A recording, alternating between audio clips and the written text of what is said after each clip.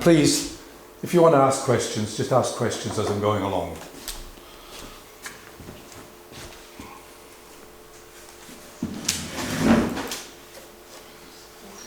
Right. Main points from last week.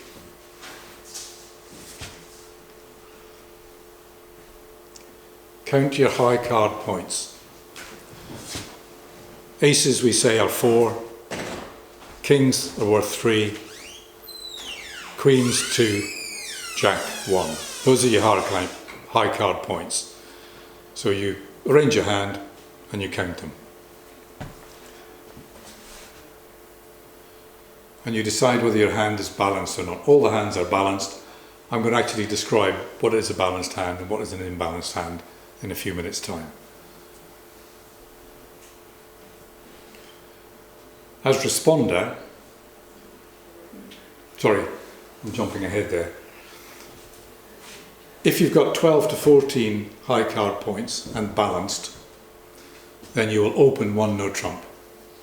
And by open, I mean you're the first one to bid.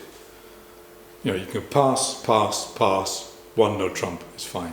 If somebody else has bid before you, that negates your opportunity to bid with 12 to 14 points. We'll cover all that later.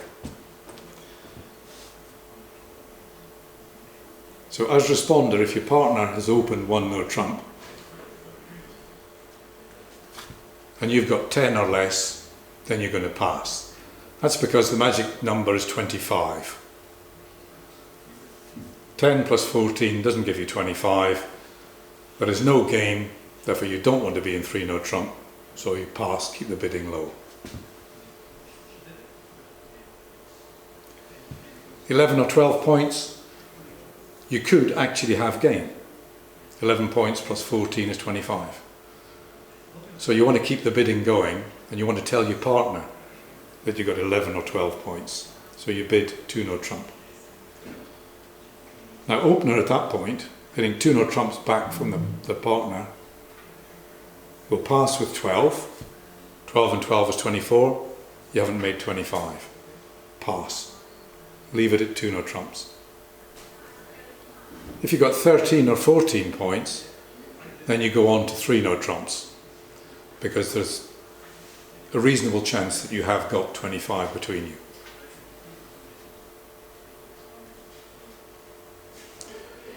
Responder's going to bid 3 no trumps if they have 13 points or more, going for game. So partner opens 1 no trump, you've got 13, straight to 3 no trump. Think 25. What is a balanced hand? You have to decide if your hand is balanced or not. If your hand is balanced, you want to be playing in no trumps. If it's unbalanced, you prefer to be playing with a trump suit. So is it balanced or unbalanced?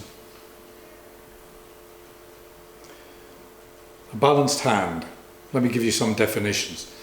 If you spread your cards, have a look at them, and you discover that you've got 3 suits there, the 4th suit is missing. That's a void in that suit.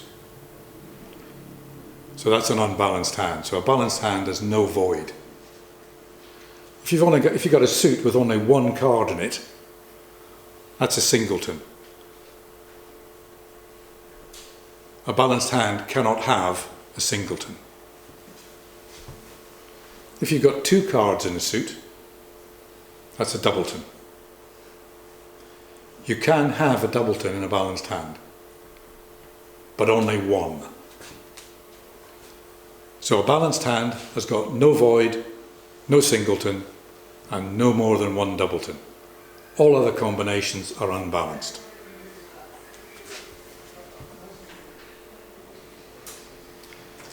So your balanced shape can be a 4-3-3-3. For example, that. Or 2 4s, a 3 and a 2. You can even have a 5-card suit, provided you've got a doubleton there. So those are all balanced hands.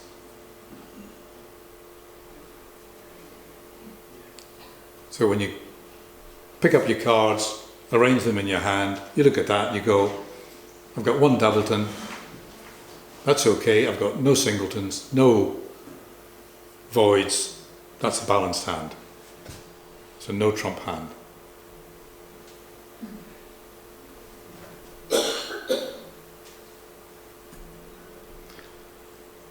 First thing that should strike you with that hand is the singleton. That rules it out being balanced. An unbalanced hand.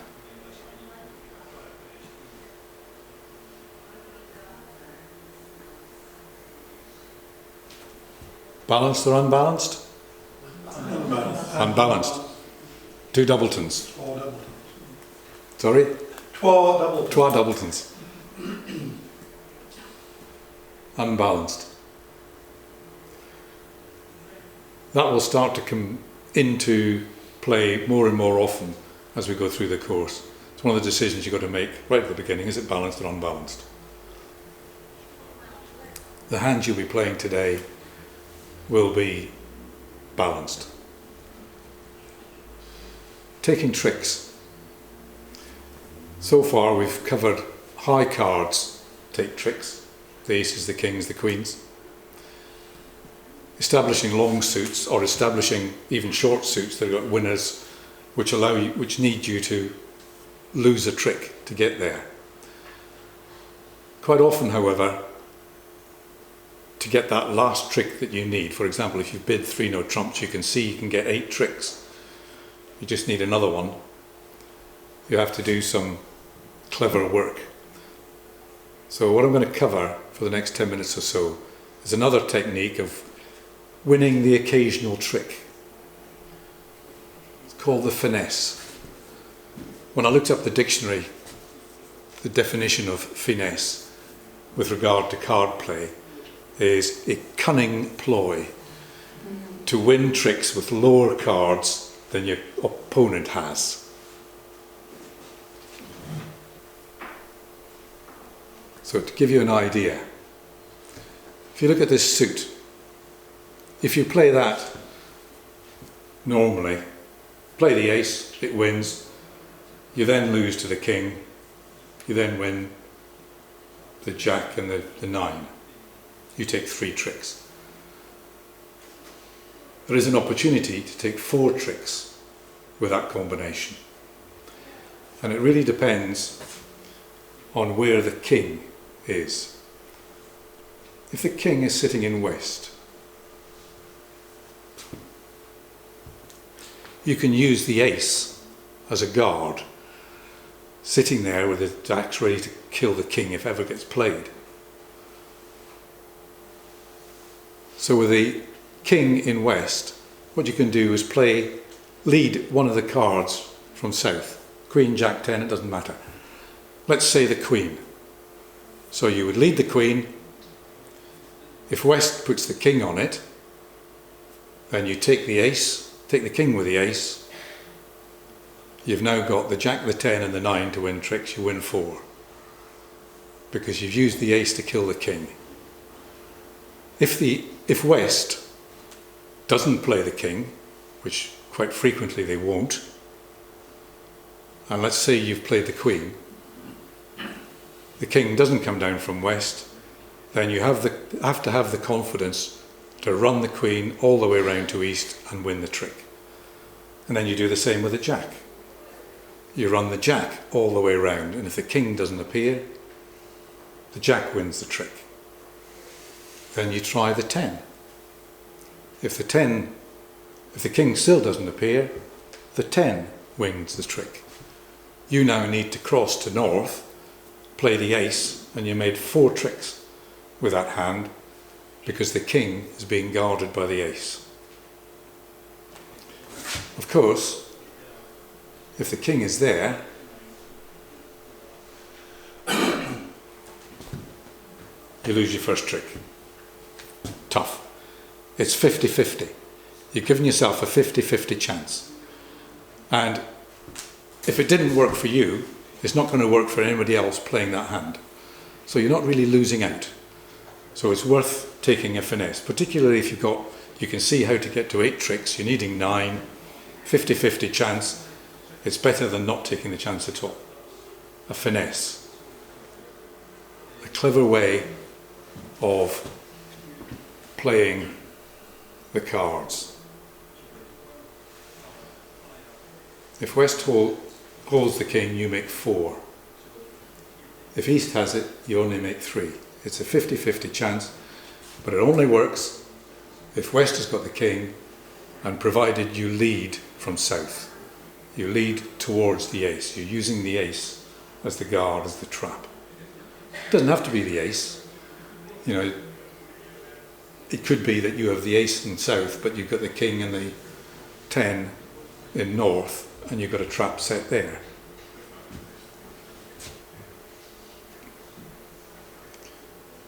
Here's another example.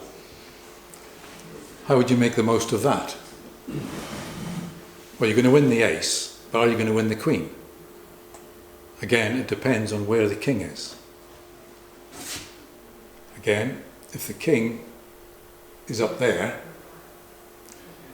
if you lead low from South, lead the 6th, if the king gets played, you play the ace, kill the king. Now the queen is good. If the king doesn't appear, you play the queen. And provided the king is with West, then the queen will take a trick. It's a 50-50 chance. Okay?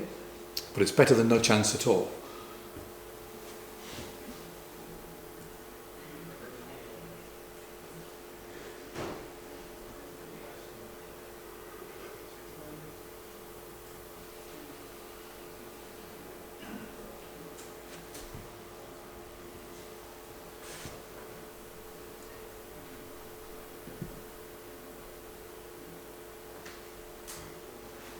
Depends where the king is.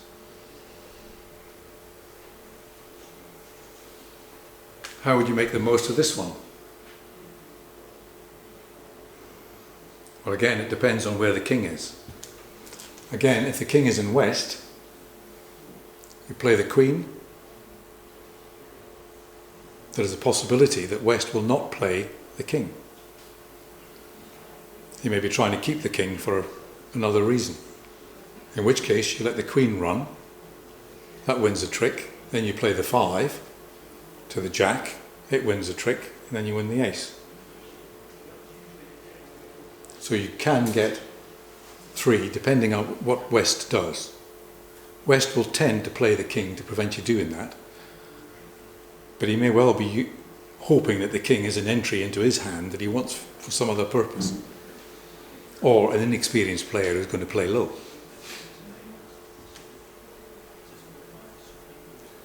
So lead the queen, let it run. You have a 50% chance of making an extra trick. If West has the king and he plays it over the queen, all right, you take it with the ace, but you still have the jack.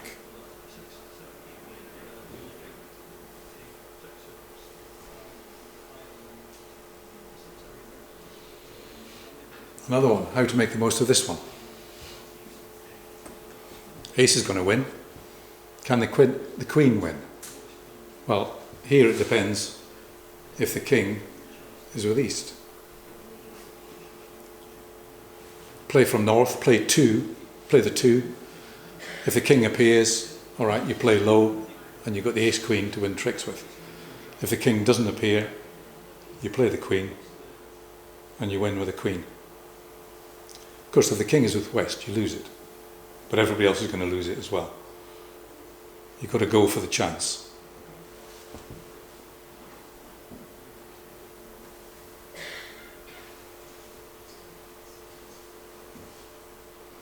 If you lead the queen in this situation, you're bound to lose it. Because even if the king is with West and the king is played, you take it with the ace, you're only going to make one trick. You never make a trick with the queen. Or seldom make a trick. Say all that again, please, David. Okay. Don't lead the queen. Right. Don't lead the queen. You lead towards the queen.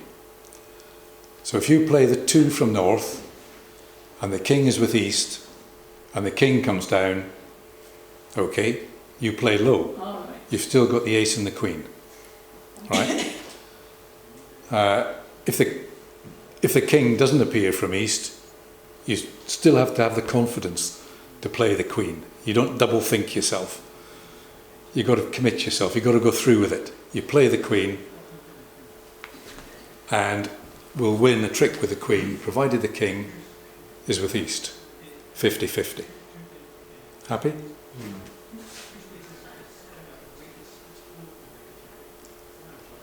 So all you're doing is going for the 50-50 chances.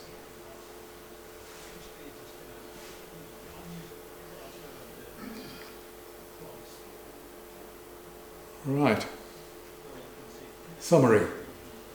Balance hand has no void, no singleton, no more than one doubleton. All other shapes are unbalanced. Finesse, sorry, let me get that out of the way.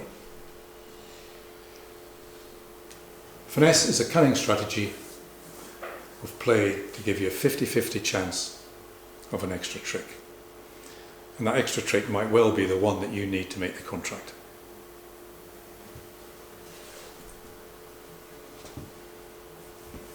Any questions? What we're going to do today now is practice, except I've cheated. It's not 50-50. It's closer to 90% that you will win. I'm trying to encourage you. I'm trying to encourage you to play finesses. So all these boards have been set up with finesse opportunities, just so that you can recognise the opportunity and take them. Next week we'll play exactly the same boards again. So if you're sitting north-south this week, please sit east-west next week, so you don't see the same hands. All right?